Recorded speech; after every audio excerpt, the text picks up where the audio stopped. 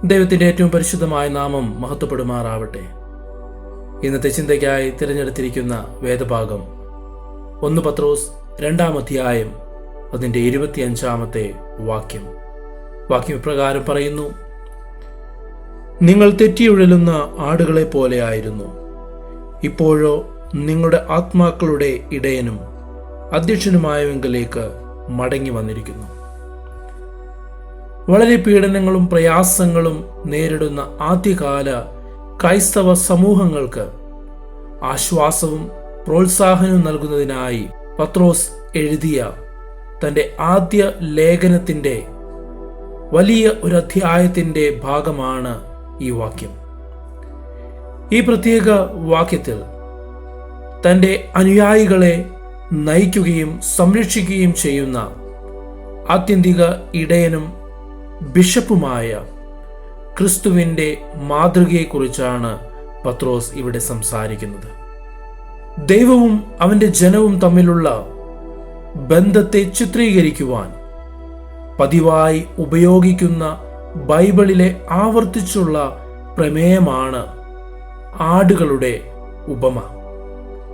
ഈ വാക്യത്തിൽ യേശു തൻ്റെ അനുഗാമികൾക്ക് നൽകുന്ന പരിചരണവും മാർഗനിർദ്ദേശവും ഊന്നിപ്പറയുവാൻ പത്രോസ് ഒരു ഇടയന്റെ ചിത്രം ഇവിടെ ഉപയോഗിക്കുകയാണ്.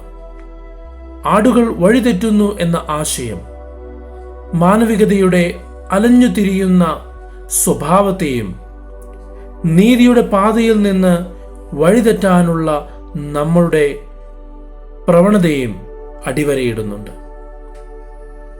എന്നിരുന്നാലും ക്രിസ്തുവിൻ്റെ കൃപയാൽ നമുക്ക് തൊഴുത്തിലേക്കുള്ള വഴി കണ്ടെത്തുവാനും ദൈവവുമായുള്ള ശരിയായ ബന്ധം പുനഃസ്ഥാപിക്കുവാനും കഴിയും.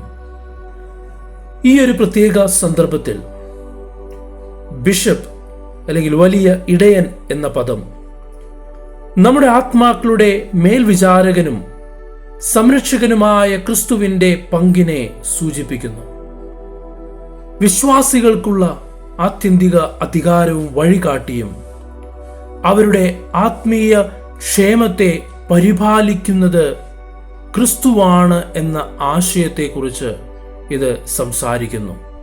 ആടുകളുടെയും ഇടയന്റെയും ചിത്രങ്ങൾ ക്രിസ്ത്യൻ പാരമ്പര്യത്തിനുള്ളിൽ വിശാലമായ പ്രതീകാത്മക പ്രാധാന്യം വഹിക്കുന്നുണ്ട്. പഴയ നിയമത്തിൽ ദൈവത്തെ പലപ്പോഴും ഇസ്രായേലിന്റെ ഇടയൻ എന്ന് വിളിക്കുന്നു.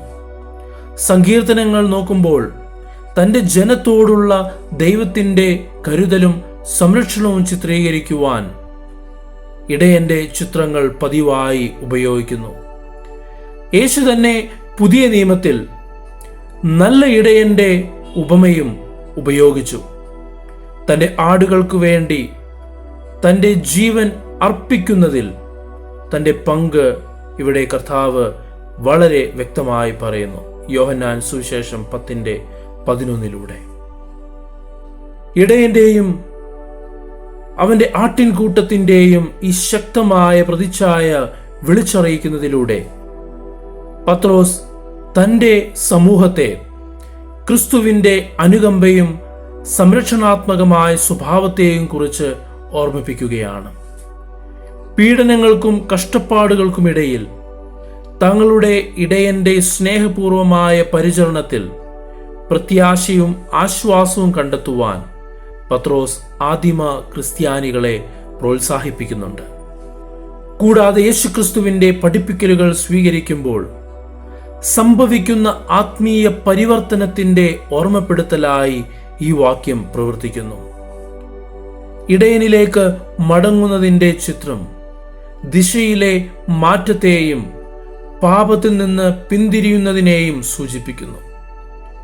ക്രിസ്തുവിന്റെ വീണ്ടെടുപ്പ് വേലയിലൂടെ വിശ്വാസികളെ ദൈവവുമായുള്ള ശരിയായ ബന്ധത്തിലേക്ക് തിരികെ കൊണ്ടുവരുവാനും ശ്രമിക്കുന്നു.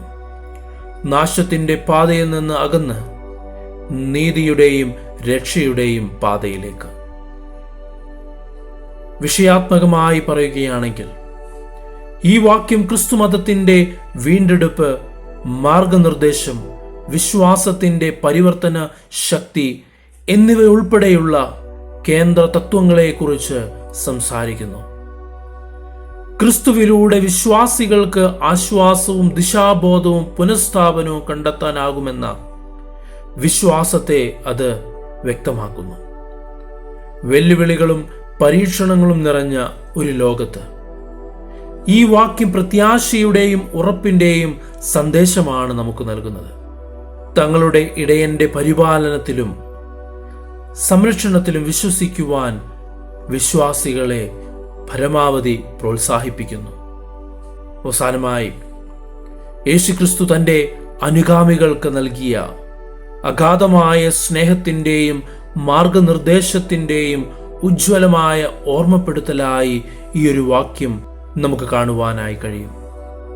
പ്രത്യാശയുടെയും വീണ്ടെടുപ്പിൻ്റെയും വിശ്വാസത്തിൻ്റെ പരിവർത്തന ശക്തിയുടെയും സന്ദേശമാണ് ഈ വാക്യം നമുക്ക് നൽകുന്നത്. വിശ്വാസികൾ ഒരിക്കലും ഒറ്റയ്ക്കല്ല, മറിച്ച് എപ്പോഴും അവരുടെ ഇടയന്റെയും വലിയ ഇടയന്റെയും സ്നേഹനിർഭരമായ പരിചരണത്തിലാണ് എന്ന ആശ്വാസകരമായ സത്യത്തിന് ഇവിടെ അടിവരയിടുകയാണ്.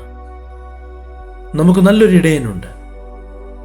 ആ ഇടയനിൽ പൂർണ്ണമായും ആശ്രയം വെക്കാം. ഈ വചനത്താൽ ദൈവം നിങ്ങളെ ഓരോരുത്തരെയും അനുഗ്രഹിക്കട്ടെ. ആമേൻ.